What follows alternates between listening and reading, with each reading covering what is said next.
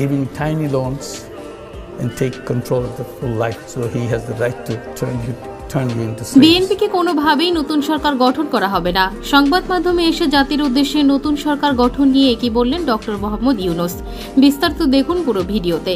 দর্শক, গণবিক্ষোভের মুখে গত সোমবার বাংলাদেশ থেকে পালিয়ে যান সাবেক প্রধানমন্ত্রী শেখ হাসিনা সরকারের পতনের পর দেশের নিয়ন্ত্রণ নেয় সেনাবাহিনী। এখন প্রফেসর ডক্টর মোহাম্মদ ইউনূসের অধীনে বাংলাদেশে অন্তর্বর্তীকালীন সরকার গঠিত হতে যাচ্ছে।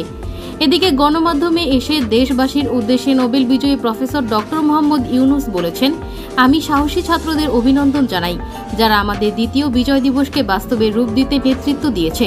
অভিনন্দন জানাই দেশের আপামর জনসাধারণকে যারা ছাত্রদের এই আন্দোলনে পূর্ণ সমর্থন দিয়েছেন।